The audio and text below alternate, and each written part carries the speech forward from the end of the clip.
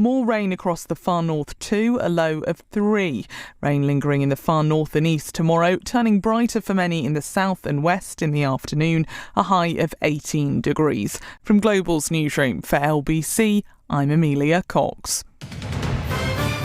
This is LBC from Global, leading Britain's conversation with Iain Dale.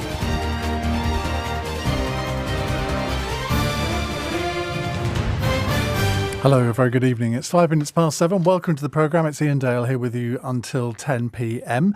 You can watch this hour on Global Play if you'd like to, because I'm in the company of Carla Denyer. She's co-leader of the Green Party.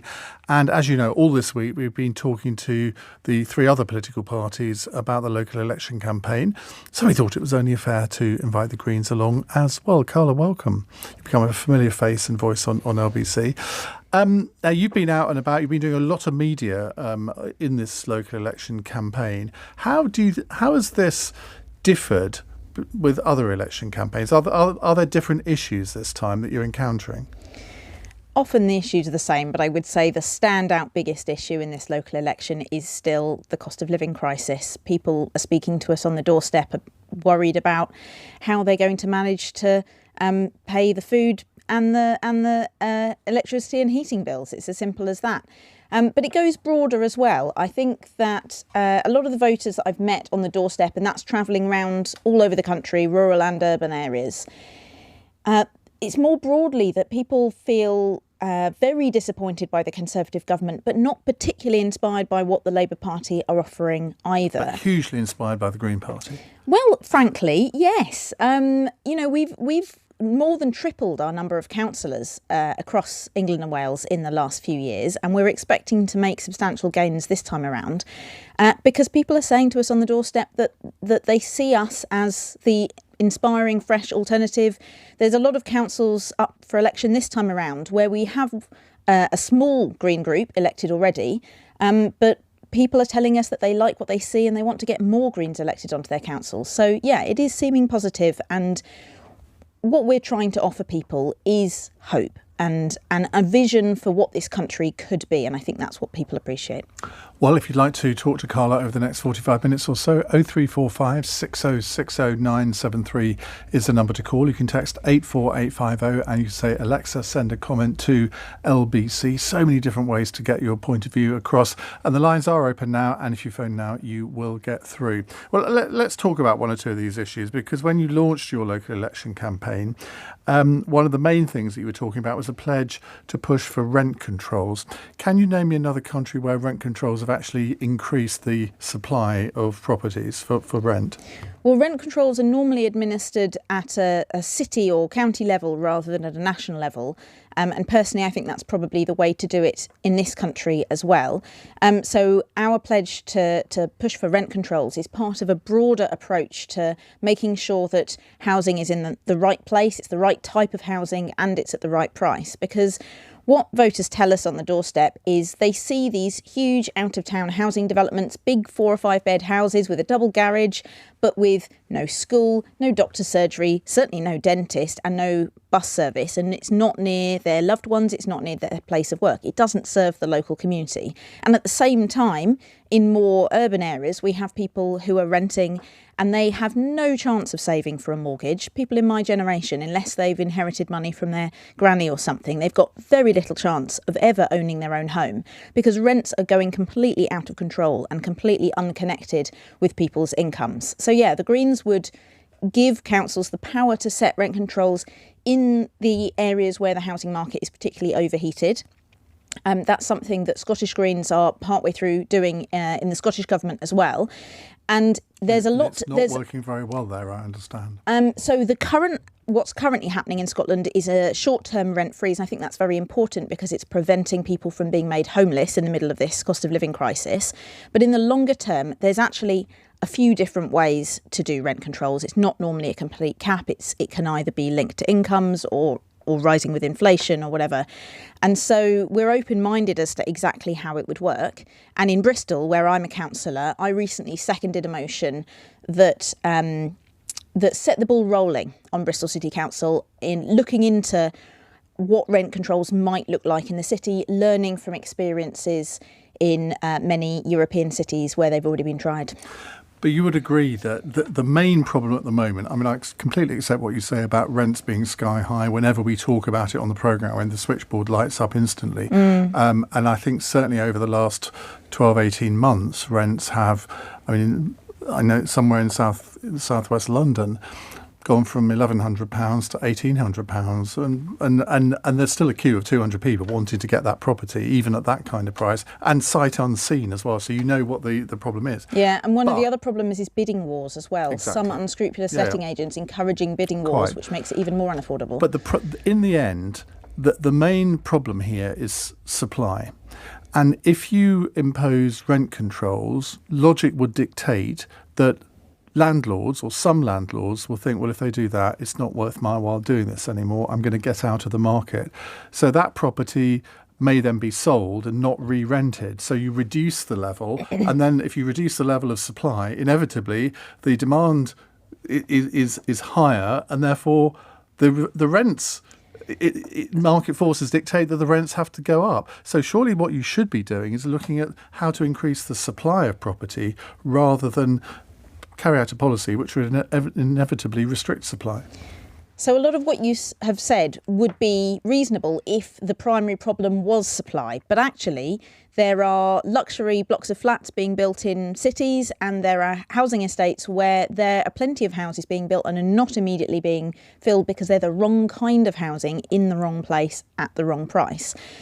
Yes, of course, we do need to build more housing, and that is part of the Greens plan as well. We build 100,000 social homes a year, and we make sure that the majority of those were either on brownfield sites, and NGOs have done the sums on this, and there's enough space on brownfield sites for us to build easily 100,000 homes a year on those. So that's the priority. Also bringing empty homes back into use. There's hundreds of thousands of empty homes, many of which have been empty for a long time. Some of them need some work, but that's a fantastic opportunity to renovate them to a high environmental standard so that they don't cost as much to run. But why aren't councils doing this anyway?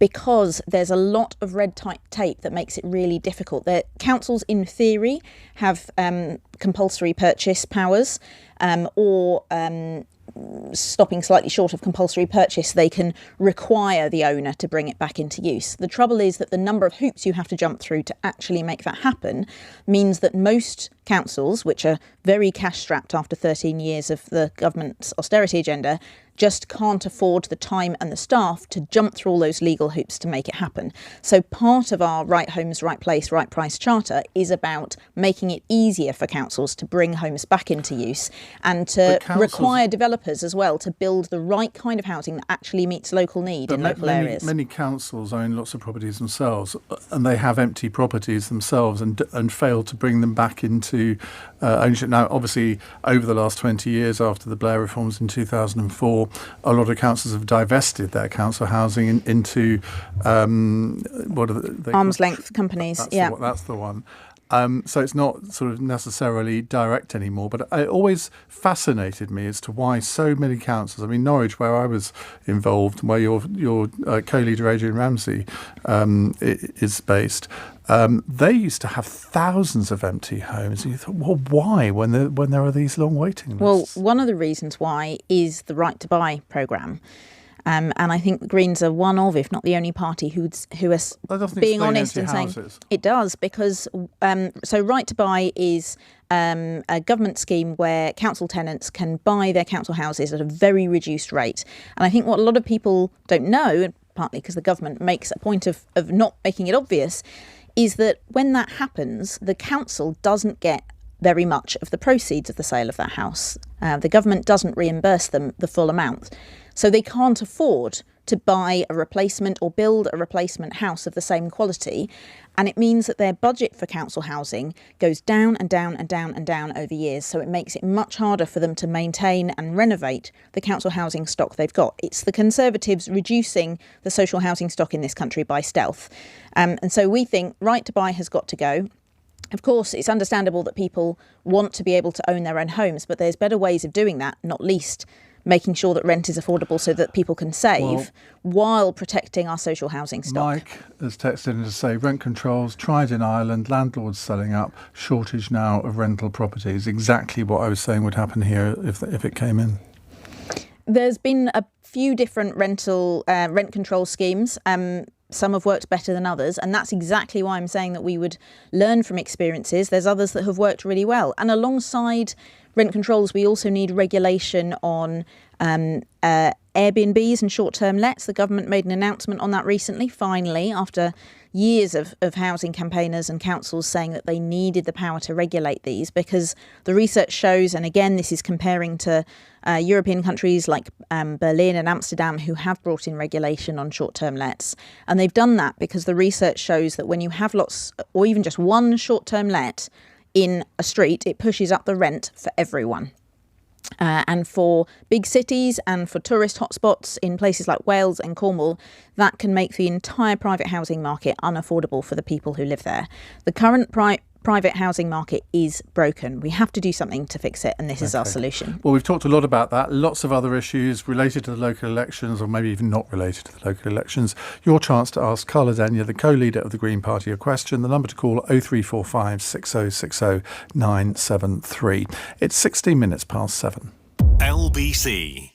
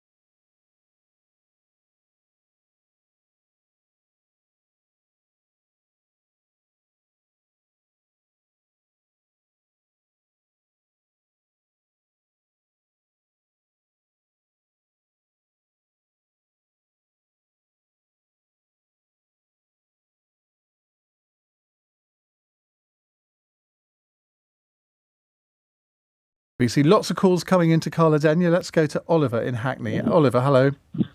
Hi, Iain, and hi, Carla.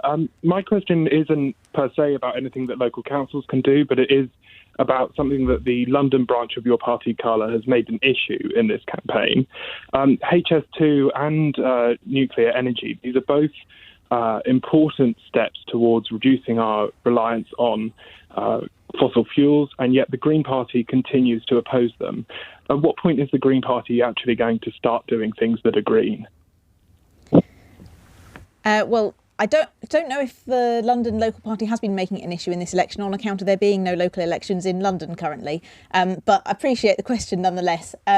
So I'm actually... Sorry, Carla, can I just interrupt there to say that it is a tweet that was sent out maybe a couple of weeks ago, if that, from the London party saying scrap HS2. Oh, right, OK. But that is a National Party policy, isn't it, to scrap HS2, which I've always thought was a bit weird. So the Green given that you Party want to encourage public transport. Yeah, and the Green Party supports high-speed rail and major investment in public transport in general. But we do have some specific concerns about the particular HS2 route and the way it's being done. The route is particularly damaging to important wildlife in that part of the country. And there's also some quite justified concerns that it risks just turning Birmingham and the Midlands into effectively a commuter town of London. And now with the government not being able to guarantee that the further phases will happen, I think that risk is even more so because it may end up just being that leg. I do recognise that HS2 is now a significant way through being built for the London to Birmingham leg. I think it's around 40%. So at some stage it is going to get to the point where we need to switch our focus to thinking about how to hold HS2 Limited to account. We're already there, aren't we? I mean, there is, whatever your views on HS2, there's no going back on that part of it anyway. And I think we can learn from my London Green Party colleagues on this, who firmly and clearly opposed the Silvertown Tunnel for many years because they thought that new road building in the middle of a climate emergency is not the way to go. But they acknowledged that it's happening now, and so they've switched their focus to holding the developers to account about how to make it work for people as well as possible and work for the environment. Hasn't that already happened on HS2 to a certain extent, where if you look at the original route and the original plans, they have been heavily modified and there's huge amounts of tunnelling gone on to protect natural environments? There's still a lot of environmental damage that has happened as well, though. But that will happen with any infrastructure project, won't it? I mean, it's just an inevitable consequence. Any infrastructure project will inevitably involve some damage, but that particular route, those particular proposals, lots of environmental and wildlife experts are united on this, that it's causing a lot of damage the particular way they've done it. But the trouble is, these experts haven't come up with an alternative, because if you say, OK, well, don't go through that direction, do it 5 miles to the left, there's probably a good reason why you shouldn't do it 5 miles to the left as well, because and that's the problem that I think a lot of environmental groups have, that any route will be seen as environmentally damaging. And I completely I understand why they would say that, because inevitably a railway line going through the middle of green countryside is environmentally damaging. Shall I answer the nuclear part of the question as well? Please do. So I'm actually an engineer. I worked in the energy industry for about 6 years before going into politics. And like superficially, nuclear sounds like a good idea, maybe more than superficially, but the trouble is that it's incredibly expensive and incredibly slow. The lag from deciding you want a new nuclear power station to it generating energy is many times longer than the same for wind farms and solar farms, and it's astronomically expensive. The costs for Hinkley Point, for example, near where I am in Bristol, keep going up and up, and yet we're going to be paying those costs back for many years. So the Green Party focus is on renewable energy because that's what can deliver cheap and clean energy quickly. Well, we could argue about whether it's cheap, but it can't deliver energy 100% I mean, of the time. Renewable energy is the cheapest way of generating electricity. That isn't up for debate. That's a fact. There was this isn't up to the minute data, but it wasn't that long ago that renewable energy was 9 times cheaper than gas, which itself is cheaper than nuclear energy. So it absolutely is the cheapest way of generating electricity. On the variability point that you're making there, it is variable, but it's not unpredictable. And trust me, I know what I'm talking about here. My job when I worked in the renewable energy industry was predicting how much a wind farm was going to generate and what the uncertainty on that estimate was, so that developers could predict what their capacity would be, how big a loan they would need to build the wind farm, and how much it would be putting onto the national grid. So variability isn't nearly so much of a problem if you can predict it, because then you can use long-term storage, whether that's pumped hydro or batteries, which are becoming increasingly viable now, and also demand-side management. So that's things like asking a factory to reduce its production for the peak half an hour or so when everybody's putting their kettle on. Measures like that can mean that demand and supply can track each other. So the variability in and of itself isn't nearly as much of a problem as people fear. Would you accept that a lot of progress has been made in this area? I mean, leave the nuclear bit to one side for a moment. But on most days now, we don't use any coal-fired energy in our power, in our energy system, which I don't think many European countries can say the same. Huge investments have gone into renewables. The amount of renewable energy in the grid, I think, is higher than it's ever been. But you never ever hear a Green politician acknowledge that. No, I'm happy to acknowledge that, and it's really good that we're not using much coal in this country anymore. But there's a difference between acknowledging how fast we've gone and acknowledging that the science is super clear that unfortunately we're still not going fast enough. So we still need to accelerate that work further. The good news is that we have the technology. The barrier to going faster, like obviously there are some technological things that still need to be worked on and improved, but predominantly the solutions to tackle the climate crisis are there technologically. Okay. The barriers are political will, and that's what the Green Party offers, a commitment to dealing with them. Let's just quickly go back to Oliver for a reaction to what you said. Oliver. I just, specifically on the nuclear thing, I understand what she's saying about, what Carla's saying about HS2, but specifically on nuclear, the Greens in Germany celebrated the end of the closure of their nuclear power station there. So now Germany is fully reliant on everything except for nuclear. And haven't they lived to regret that? So I don't understand this argument that it's going to take too long, because we need to future-proof our grid. And it's indicative of this short-termism in UK politics that we're not willing to make long-term investments. OK, Oliver, thank you very much. Grace is annealing. Hello, Grace. Hi. I'm really, really concerned not only about things going on in the UK, but also things going on elsewhere. And I'm aware that some of the crises around the world are being worsened by climate change. And I wonder if Carla thinks it's possible to increase awareness and concern amongst the British public for people who are, for example, fearing famine that's being contributed to by climate change, if we can raise public awareness of that, because I feel like it's just not talked about enough. I feel like a lot of the discussion about the environment focuses sometimes on animals, sometimes on things that might happen a little while from now here, but already there are people dying because of climate change. Can we do more to raise that issue? And what will the Green Party do to help, for example, the people who right now are suffering famine that's being contributed to by climate change? I'm angry, for example, that the foreign aid budget was cut. What can we do to help people elsewhere and to raise awareness of that problem? Yeah, Grace, you're absolutely right. And you've hit the nail on the head, I think, with your points.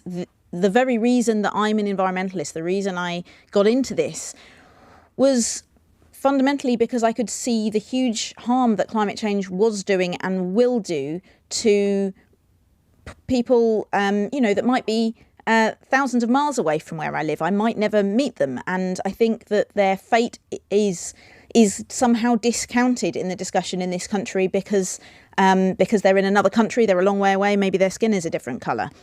But I think it's so important that we recognise that climate change is not just a thing about the environment in abstract terms, about the sort of aesthetics of how nice the countryside looks.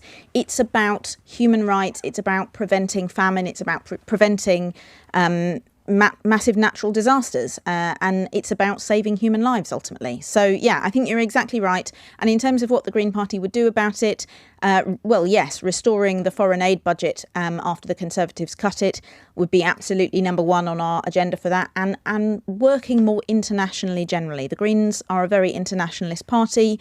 We're part of the global Greens family, and we do often keep close contact with our fellow Green parties, including the ones that are in government all over Europe, but also newer Green parties like the Green Party of Uganda, who were guest speakers at our party conference recently. And they brought with them stories of climate change really hitting in the here and now where they are, and the impact that has on their population, and especially the inequality impact. So when they gave that speech at our conference, they talked a lot about how feminism is part of the solution, because the impacts of climate change, whether it's drought, whether it's conflict, often affect women in the community most.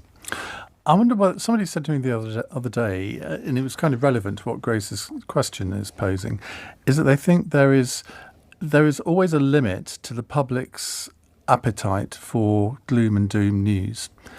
And given all the sort of wars that are happening, the international conflicts and the whole climate change debate, that some people will tend to switch off when there's too much sort of doom mongering. And when we talk about, well, the end of the planet could be nigh if we don't take all of these measures, and when we talk about famine and climate change as well, some people just switch off at that point because they just can't take the relentless negativity of, which, I mean, we can call it, doom mongering always is a loaded phrase, isn't it? Because but I think it features so much in the news because news programmes generally are about negative news rather than positive things that are happening, that people get fed up with it. Yeah, and they're resistant to their messages that you want to put over. Which is why most of the time I'm on the news, I'm talking about the positive solutions. And yeah, it's, as Grace says, it's really important for people to know, have a real serious idea of what the issues are, but also to know that in so many cases, the solution that is good for the environment is also good for people's lives here and now. Classic example of that is insulating people's homes, which isn't a very, it's not a very sexy solution, is it? But it you need to find a new word for insulation. Yeah. But insulating people's homes, yes, it brings down your carbon emissions, but it also brings down your bills, gives you warmer, more comfortable homes, which are healthier for you. I mean, goodness me, we've heard all about the horrendous health impacts, the deaths that can be caused by living in cold, damp homes. So it has all of these other benefits that are super relevant to people in the here and now, as well as tackling climate change, which is the biggest threat facing humanity right now and in the future. Glenn in Storrington texts, the Greens are internationalists, so go and protest to the Chinese and the Indians and the Brazilians who are really damaging our climate. Or is that too difficult? Or we'll leave that question hanging. We've got lots I'd like to answer that, if I may. In 30 seconds, because I need to go to the news. Okay, per capita, per head of population, our carbon footprint is much, much bigger than that of China's. They're actually moving pretty fast on things like renewable energy, but we are responsible for so many historical emissions. They're building coal-fired power stations every week. And they're building renewables plants faster. I would love China to go faster, and international diplomacy is a really important part of reducing global carbon emissions. But we are a global leader. We're one of the richest countries in the world. It's our responsibility to do our fair share now. And we have reduced our carbon emissions by more than any other country in Europe apart from Sweden. Is that not correct? But unfortunately, the science is isn't it? super clear that even though we've reduced our carbon footprint a lot, it's not enough. And also part of the reason it's reduced is that we've outsourced a lot of manufacturing to other countries like China. So in fact, the total carbon emissions have not come down as much as it looks. I'm just interested as to why you can't say it's fantastic that we've done more than other European countries. I think I did, didn't I? No, you didn't. 10 minutes or so ago, when you last asked me this question, I said, I'm pretty sure, something along the lines of, yes, it's really good. Unfortunately, it's still not quite fast enough. OK, I'll take that one. I'll take that hit. We have more with Carla Denyer in just a moment. Keep your calls coming. 0345 6060 973. It's 7:32. Amelia Cox has the news headlines. The body of a man has been recovered in a search for the partner of a pregnant woman found dead in Glasgow. Detectives were looking to speak to David Yates over the murder of 35-year-old Mirelle Sturrock. The Sudanese army has agreed to extend a 72-hour ceasefire for a further 72 hours. Close to 900 British nationals have so far been flown to safety on 8 flights, with more scheduled to take off. And GPs in England have now voted overwhelmingly to ballot for industrial action if changes to their working contracts aren't forthcoming. 98% backed the motion following an emergency meeting of the BMA's GPs committee. LBC weather, rain moving into much of Wales and northern England tonight. More rain across the far north too, a low of 3 degrees. This is LBC.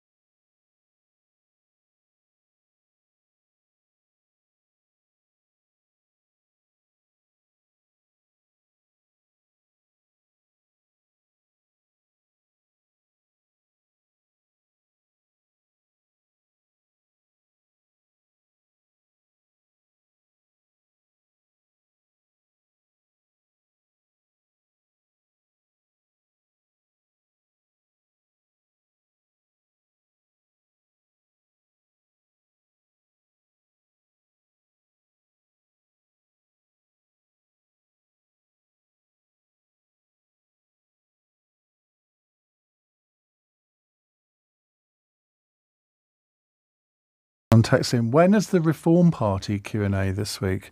There isn't one, for the simple reason that we're on air 4 days a week, so we decided to do it with the four parties that are standing in most seats in the council elections. Carla's just told me the Green Party is standing in 41% of seats, I think the highest ever in local council elections, and the Reform Party are standing in 6% of seats across the country. So that is why we won't be spending an hour with the Reform Party. Or is it Reform UK, I think it's called, isn't it? Right, Carla Denyer is here taking your calls. Let's go to... no, actually, before we go to our next call, just one other question. I was reading a report earlier this week that you're expecting to win control of a council in Suffolk, which sounds on the face of it slightly unlikely, but I know there is a council in Suffolk where you did really well. Was it last year or the year before? And you are definitely hoping to take it. Yeah, that's right. Mid Suffolk Council is, we've already got lots of Greens on the council, and speaking to voters, there's a lot of people really keen to vote for the Greens this time around. So we think we may become the administration after the 4th of May, and there is a chance that we might get an outright majority, so more than 50% of the council. And if that's true, that will be the first council in the Northern Hemisphere that has a majority Green administration. There's lots where we work in coalition with other parties, 18 councils in England alone where we're in joint administration with independents or other parties. But Mid Suffolk could be the first in the Northern Hemisphere, so aside from Australia, basically. Well, and yes, that's taking seats almost entirely off Conservatives. And that, I understand, is happening or could happen elsewhere, because I think people probably imagine that Greens will be taking seats off other parties, and sort of strong Conservative rural areas would stay strong Conservative rural areas. But you are hoping to win a lot of Conservative seats, I think. That's right. And this isn't a new phenomenon either. I think certainly the tanking of the Conservative government at the moment is helping people to make that switch more quickly. But actually, the Greens have won roughly equal numbers of seats off Labour and the Conservatives in the last two local elections, and we're expecting that pattern to continue. In fact, because this year's local elections happen to be in more rural and suburban areas, it might actually be even more for the Conservatives this time around. All I can say is I hope that is a council that's counting overnight, not the next day, because we're going to be doing an election night show. I think I can tell you that. I think it's the next day for Mid Suffolk. But what I can promise you is Adrian will be down there in person, so you can talk to him down the line if you would like. So Adrian is my co-leader, and he is our parliamentary candidate in Waveney Valley constituency, which Mid Suffolk Council is part of. Right. Fine, let's go to another call. It's from Najad, who is in Southgate. Hello, Najad. Hi, good evening. I have a question, which is, would the Green Party support the idea to nationalise the land, which is often held by single small families who acquire that land through slavery? Just to tell you how I came about to this is I found some old documents in my loft, 300 years old, and they're relating to some land in Devon, 20,000 acres. And I thought, this is incredible, I've done some research, and then it turns out that these people were some slave owners in Jamaica. They came back here, they purchased baronage, they got this land for free from the king at the time, and they still own it, because I got in touch with them, I asked them for these documents and so on. And then actually a lot of land is held by in similar circumstances. And if you think about the farmers, when they have to pay the rent, they cannot own the land. There is no future for them really to invest in the long term and so on. And I think that would be just, equitable, and also it's actually stifling the development of the whole country. We need to move on.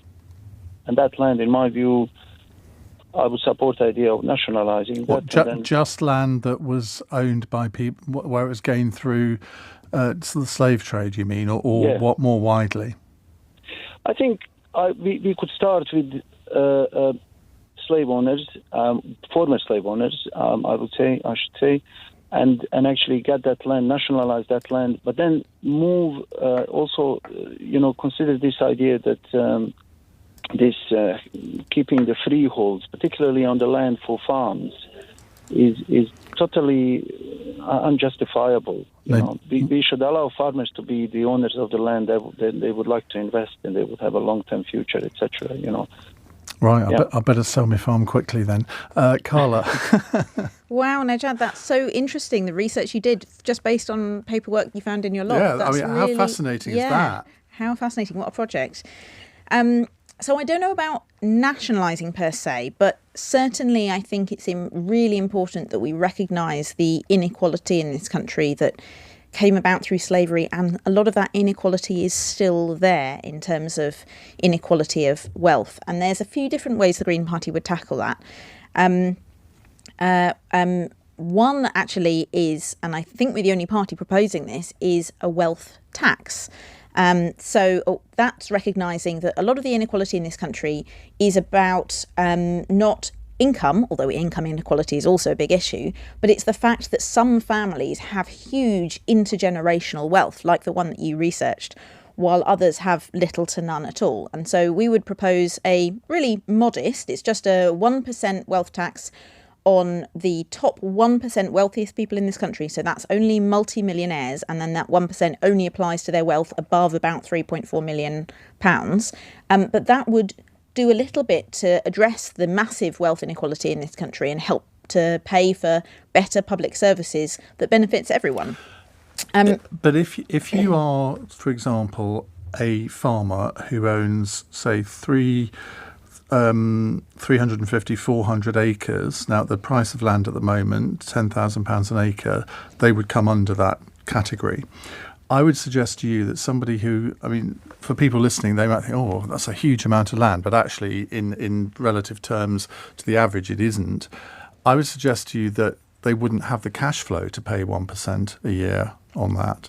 So it would be possible to, if somebody doesn't have the cash flow, the income to cover that, it would be possible to attach it to the land deed so that it was paid on sale or on death. There's a few different ways to do it, but our estimates on wealth tax are based on an independent assessment by the University of Greenwich, and we know that it could raise tens of billions of pounds.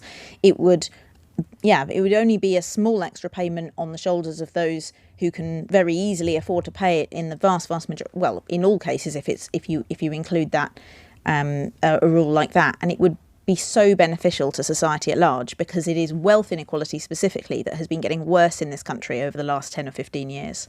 One of the other measures we'd bring in is a reform to the way land is taxed.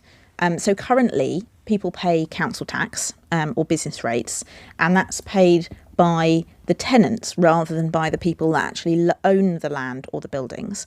We would switch to a fairer system called land value tax, which I won't go into the details, but it encourages better stewardship of land and of buildings, and it ensures, again, that those who can most afford to pay do, and it also discourages people from land banking, so hanging on to vast tracts of land unproductively and just surely sitting that on would them. just encourage the freeholders to increase the rent of the leaseholders. Well, it would encourage people to use the land well, and if they are just land banking selfishly with a view to making a massive profit at some point in the future when the value of the land goes up, then it discourages that behaviour. So they'd be more likely to either use it now or sell it now, which means that, for example, the farmers that are stuck as tenant farmers when they would like to be able to own their land might have the opportunity to buy it. Neja, fascinating. Continue with your historical research. So let's go to Davida, who is in Preston. Hello, Davida. Good evening, folks. Hi. So I'd like to ask what the Green Party's policy is on China's military and industrial expansionism. Wow, big question. Well, as you heard me say earlier, we're an internationalist party, and we're also a party that really cares about building global peace. So our primary approach, of course, that doesn't, sometimes, unfortunately, a military is necessary, but our primary approach is that of diplomacy. And so, when we see countries expanding their military hugely, that is concerning. But our initial response to that has to be using diplomacy, using sanctions to discourage that behaviour. So when you heard James Cleverly's Mansion House speech on China this week, were you encouraged by that? I'm afraid I didn't hear the speech. Well, he was basically saying that we can't put the shutters up to China. We've got to engage, and we can't just sort of be negative about them all the time because they're such an important part of the international community. Well, we can't put the shutters up because cutting off all engagement entirely is certainly not going to build peace and build trust. But at the same time, we have to be honest and frank with other countries where their behaviour is breaking international norms and endangering their neighbours. OK, thank you very much for that question. Let's go to a text question. It's from Richard in Sussex. Can you please ask the Greens what is their stance on cannabis? That question was asked to one of your previous guests, wasn't it? It was. It's not the same person, though. Well, that's interesting. That's a popular question. So the Green Party's approach to cannabis would be to legalise and regulate it because the war on drugs has fundamentally failed. It's been pursued by successive governments in this country. It hasn't addressed the public health harms that come from drug dependence, and it unnecessarily criminalises many people who are using drugs in a way that doesn't harm anyone else. So we do recognise that there are some public health issues with cannabis and other drugs, but the way to deal with that is to treat it as a public health issue rather than as a criminal issue. OK. Paul in Bedford says, please ask the Green Lady, do you like being called the Green Lady? What punishment the eco-fanatics who vandalise snooker games, stop traffic, stop people going to and work and medical appointments and funerals? I would say maximum of 3 years jail each. Does she agree? Now, there was a case, was it last week, where I think it was Just Stop Oil people who climbed the gantries at the Dartford Tunnel got 3 years, which even though my heart, if I'd been stuck in the traffic then, would have said, yeah, bang them up for 10 years, my head says that's a little bit on the excessive side. Yes, I mean, it does seem excessive. It is one of the longest sentences that any protesters have been given, especially for a peaceful protest that was designed to make sure they weren't harming anyone. But, you know, I'm not the arbiter of all protesters in this country, and I'm not a lawyer, so I'm not going to pass detailed comment on what is an appropriate length of sentence. That's not my expertise. My focus as co-leader of the Green Party is to pursue change through the political process by getting Greens elected all over the country at a local and national level, and hopefully getting myself elected into the Houses of Parliament. But what I will say, I suspect, getting back to the point as you want me to, is that I do agree with what the protesters are calling for. I do agree that we should stop oil extraction. But do you agree with their methods? Because I can't see how putting oil, sort of paint on a snooker table at the snooker championships achieves anything for the cause. Well, we're still talking about it quite a long time later. Yeah, but in a negative way. The thing is, while there are some protests that I think are really effective, there are others that I think are less effective. But there's no denying it's an absolute fact that look at the amount of press coverage that one person on a snooker table got compared to 100,000 people out peacefully marching in London last weekend. I know I wasn't there myself, but I know a lot of people who were at that protest were really, really frustrated that it got almost no coverage when so many people were out there protesting peacefully. So I can understand why activists go for more shocking actions that catch the eye, because that is how the British media works. It likes exciting and controversial stuff. I don't necessarily think that's right, but I can see why they've done it. But anyway, back to I just want to sort of round off what I was starting to say earlier. Regardless of their tactics, and I don't agree with every tactic of every protester, obviously, that would be strange. But I do agree with what they're calling for, because they're calling for really sensible things. They're calling for a massive nationwide home insulation scheme. That's Green Party policy. They're calling for getting off fossil fuels as quickly as possible. That's what the science tells us needs to happen. And the very reason that I joined the Green Party, that I got elected as a councillor, that I declared the first ever climate emergency in Bristol, it's the first one in Europe, which committed Bristol to go carbon neutral 20 years earlier than it was otherwise going to do, is because I saw that those in power from the other political parties were not going fast enough. Carla, we have to leave it there. Thank you so much. Really enjoyed the last 50 minutes with you. Hopefully we might talk on local election night, or I'll be talking to Adrian or whoever, but it's going to be very interesting 4 to a.m. see probably. how the Greens do. Thank you very much indeed. It's 7:51. Thank you. New to LBC. It's Colin Brazier on LBC. A place to share your stories. Weeknights from 10. If individuals want to do it, that's all fine. But the state is not acceptable. Colin Brazier. You need to have a democratic mandate. If you look at the polls, it's a non-starter. On your radio. They're not fascist. And on Global Player. We've got to learn to control our language. This is LBC.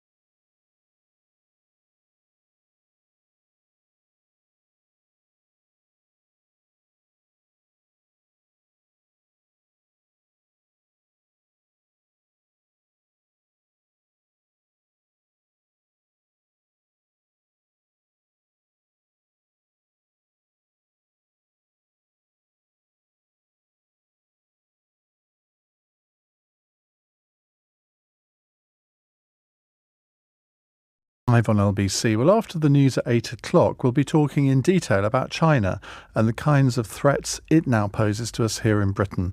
I'll be joined in the studio by the chair of Hong Kong Watch, the human rights campaigner Benedict Rogers.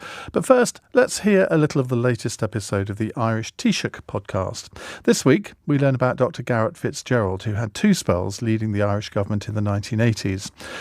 Owen O'Malley, who's a politics professor at Dublin City University, told me about the route to the Anglo-Irish Agreement of 1985, which aimed but failed to end the Troubles, and the relationship between Garret FitzGerald and his counterpart in London, Margaret Thatcher. Naturally, they should have been much more close, because the nationalism that Fitzgerald espoused was much more like constitutional nationalism. He was much more anti-IRA, vociferously anti-IRA. In fact, it was one of the things that defined him was his opposition to the provisional IRA, and against that sort of the violence of violent Irish nationalism. But the two didn't really get on that well. I think Thatcher found him a bore. He spoke too quickly. And Dermot Nally, Fitzgerald's secretary, would continually tell him, slow down, slow down, slow down. But he couldn't do it. His mind would just fill. His head would fill with ideas, and he just have to just burst out of his mouth. And so Thatcher found him a bit of a bore, but he was really quite determined that something had to happen on Northern Ireland. The other thing that was unusual about Fitzgerald, probably because his mother was a Northern Protestant, he was, although not a unionist, but he was still very anxious to think about the needs and feelings and the position of Northern Unionists. And so he was anxious that any settlement that should happen would have to be one that, took into account the needs and feelings of Ulster Unionists. Now, at the time, Thatcher didn't have a huge amount of interest.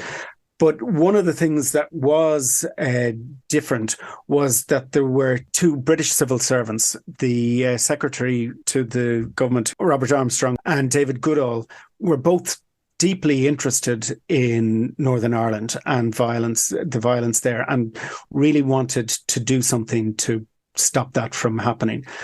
Irish diplomats in London and Irish diplomats in Washington were, trying to put a position that Ireland, the Irish government, was interested in ending the violence, and that it would be willing to, remove its natural claim to Northern Ireland if it were part of some sort of settlement, and that Ireland was just interested in Northern Ireland by consent. And so Fitzgerald, as early as in the early 1960s, had written an article where he kind of talked about unity by consent.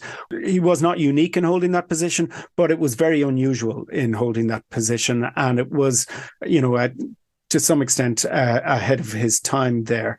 And so that idea of unity by consent becomes Irish national policy, really. All governments hold it, but people are kind of question whether he will. So when Fitzgerald is in there, they start between Armstrong, Goodall, and then because Ireland has done quite a bit of work in Washington, and again, Fitzgerald deserves some credit for this as well, because he expanded the Department of Foreign Affairs when he was Minister for Foreign Affairs in the 1970s, and it became a much more active thing, and it started to lobby senior Irish American politicians. And so then obviously Reagan and Thatcher have a very close relationship. Reagan is Irish American, although probably not in his gut Irish American, but he knows that it's important for votes both within Congress and presidential elections. And so there are a lot of senior Irish American politicians, these so-called kind of four horsemen, who are putting pressure on Reagan, who in turn puts pressure on Thatcher. And so the sum of that pressure means that Thatcher is a little bit more willing to come to some form of an agreement. Professor Owen O'Malley from Dublin City University talking about Garret Fitzgerald. You can hear that whole podcast by subscribing to the Irish Taoiseach podcast on Global Player. That's TAOISEACH. Now, last Thursday, we talked about Taiwan. Today, in the next hour, we're going to talk about China and human rights across the Far East with Benedict Rogers, a human rights campaigner, director of Hong Kong Watch. He's got a new book out called The China Nexus, 30 years in and around the Chinese Communist Party's tyranny. We're going to take your calls as well. Want to get your views on what our policy towards China should be. 0345 6060 973. On your radio, on Global Player, and Play LBC. Leading Britain's conversation. This is LBC. From Global's newsroom at 8 o'clock, police believe a body found in a reservoir outside Glasgow is the partner of a murdered teacher. Detectives have been searching for David Yates in connection with the death of 35-year-old Morel Sturrock, who was heavily pregnant. She was found dead at her home in the city on Tuesday. LBC reporter Sophie Adams has the latest. The man is yet to be formally identified, but police say it is believed to be the body of David Yates. The 36-year-old was the partner of Morel Sturrock, a pregnant primary school teacher who was found dead at her flat in the south side of Glasgow on Tuesday. Police confirmed her baby did not survive. Mr Yates was wanted in connection with the murder of the 35-year-old, but the force says an investigation remains ongoing. The Sudanese armies agreed to extend the ongoing ceasefire for another 72 hours. The new truce will start at midnight on Friday. So far, just under 900 people have been flown out of Sudan on UK rescue flights. A 48-hour strike by nurses in England starting this bank holiday weekend will be cut short after a High Court judge ruled it was partly unlawful. The walkout will not extend into Tuesday after the government won its claim that the RCN's mandate to strike runs out at midnight on Monday. General Secretary Pat Cullen spoke outside the High Court. This is the darkest day in this dispute so far. They've won their legal battle today, but what this has led to is they've lost nursing and they've lost the public. Well, an escalation of the rail strikes is to hit football and Eurovision fans. Workers with the RMT union, 14 operators have joined drivers with ASLEF in announcing fresh walkouts in their pay disputes. They coincide with the song contest's final in Liverpool and the day before.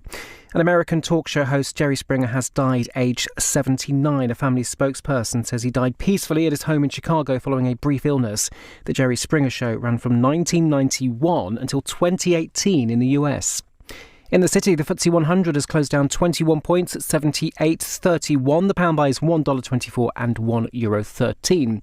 LBC weather, rain moving into much of Wales and northern England overnight. More rain across the far north, 2 and a low of 3. Rain lingering in the far north and east tomorrow, turning brighter for many in the south and the west in the afternoon, and a high of 18 degrees. From Global's newsroom for LBC, I'm Daryl Jackson. This is LBC from Global, leading Britain's conversation with Iain Dale.